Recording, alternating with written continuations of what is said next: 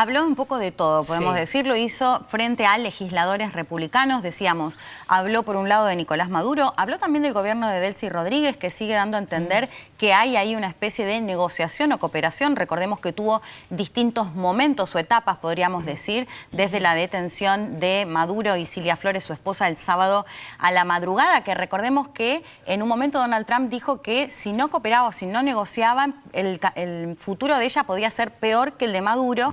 Y después de eso, una Delcy Rodríguez que bajó un poco la narrativa, un comunicado en el que hablaba de cooperar con Estados Unidos y después, bueno, un poco volvió con la misma narrativa.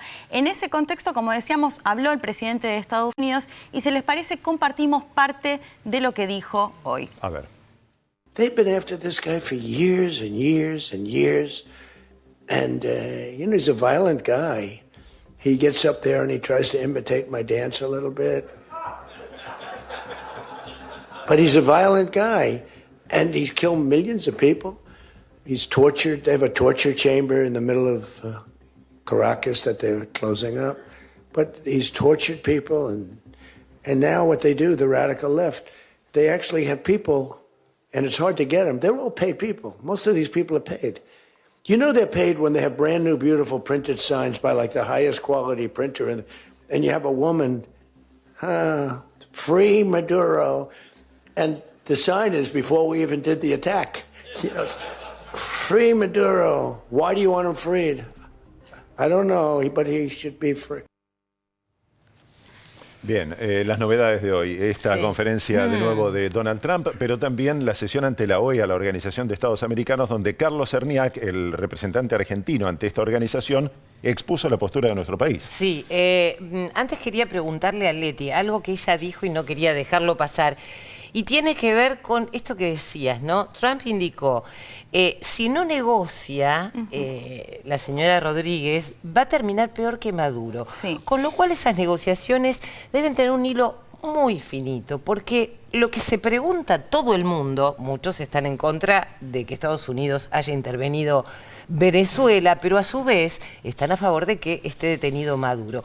Me parece que la clave está en esas conversaciones, en esos puntos que no vamos a saber para esta transición, porque ayer lo decíamos, todavía permanecen los colectivos, esta gente agresiva que se maneja por las calles, uno escucha a los propios venezolanos decir, tenemos miedo de hablar.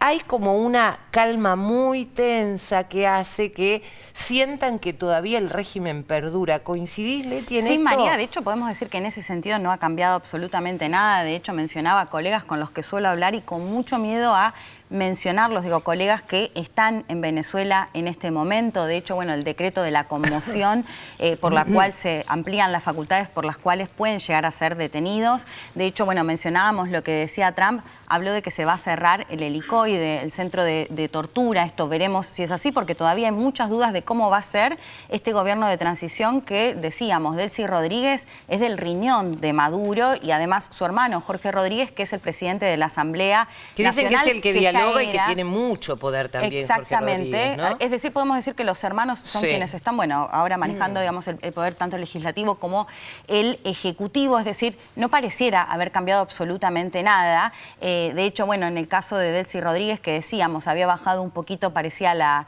narrativa, pero hasta ahora, digamos, la situación sigue idéntica. Por eso, bueno, es la duda también, decíamos, bueno, ¿por qué también Trump elige negociar con Delcy Rodríguez en algún punto, o al menos por qué sostiene que María Corina Machado o que Edmundo González Urrutia por el momento no van a ser quienes van a gobernar, ¿no? Lo analizábamos un poco ayer, si tenía que ver con esto de que las Fuerzas Armadas le siguen respondiendo, en este caso, a Delcy Rodríguez, pero en el medio podemos decir que también un montón de especulaciones acerca de si ella negoció o no negoció, digo, un montón de cuestiones. Dani, como vos sabés que yo ayer pensaba, sobre todo porque tenemos ahí a este joven gallo, pensaba, si las Fuerzas Armadas todavía mantienen cierto poder y están los centros de tortura activos, como el helicoide, ¿puede ser una moneda de cambio la gente que está ahí adentro? Ayer yo sentía como un poco de temor respecto de toda esa gente que todavía permanece en poder. Todos esperamos la liberación, sin dudas. Por eso vamos a escuchar a Carlos Cerniak, el representante argentino ante la OEA, así lo pedía. Hemos insistido en reiteradas oportunidades que las constantes violaciones a los derechos y a las libertades de las personas en ese país deberían ser abordadas En particular, la detención arbitraria y desaparición forzada de ciudadanos venezolanos y de otros países, tales como el argentino Nahuel Gallo. En esto queremos ser enfáticos. A estas situaciones se les debe poner fin. Solicitamos con firmeza la inmediata liberación del gendarme argentino, así como se que garantice su pronto y sano retorno al país para reencontrarse con su familia. Hemos sido claros en varias oportunidades que la diplomacia del silencio es inaceptable. Mientras a nivel regional y universal se registraban y denunciaban prácticas que se consideraban terrorismo de Estado y de crímenes de lesa humanidad, el silencio de la OEA retumbaba en nuestras sociedades, haciendo poner en duda el mismo propósito de esta organización. Señor presidente, pero por ello debemos actuar ahora conforme se espera de nosotros. Los enormes desafíos generados por los cambios en Venezuela se deben traducir en una acción común para que el flagelo del narcoterrorismo deje de azotar a nuestros habitantes.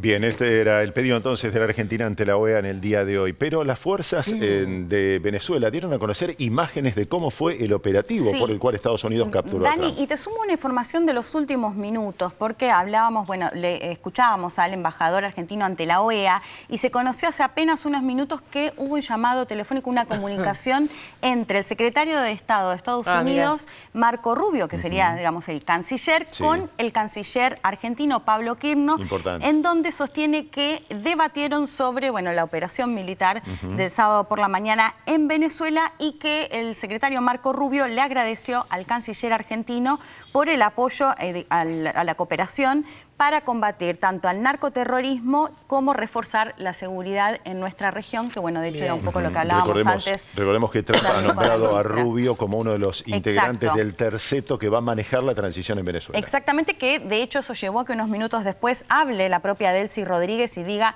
ningún país externo, ningún otro país está dirigiendo nuestro gobierno. Salió a aclararlo en este marco de dudas que mencionábamos. Pero como lo decías, Dani, lo que se conoció que esto también había generado, o no se había conocido demasiado sobre lo que había sucedido el sábado, lo que tiene que ver con los muertos. Desde el primer momento, uno de los pocos medios, el New York Times, el medio estadounidense, que hablaba de al menos 80 muertos entre civiles y soldados. Lo que se conoció horas después fue del propio gobierno cubano, que dijo asesinaron a más de 32. Hoy dieron a conocer las caras de los custodios, eran custodios, 32 custodios cubanos que eran de la inteligencia cubana, que eran parte de uno de los principales anillos, como decía, de la seguridad de Nicolás Maduro. Bueno, dieron a conocer hoy las edades que van más o menos desde los 20 y pico hasta los 60 y pico. Ahí estamos compartiendo, bueno, algunas de las imágenes. Eso es la publicación del gobierno cubano con las caras, como decía, 32, que bueno, se empezó a hablar un poco más de cómo era justamente esa seguridad que mantenía Maduro, donde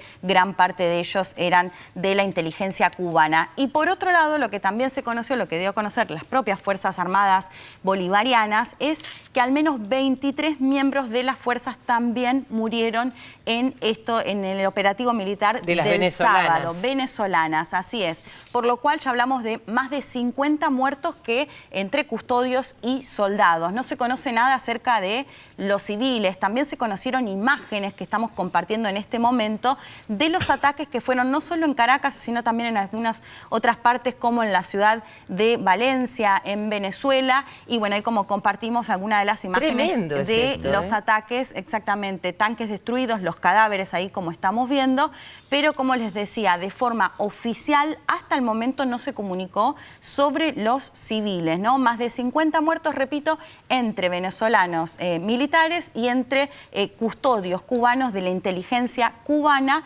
No se habló, al menos oficialmente, de civiles. El número que maneja el New York Times en total es 80 muertos. Bien.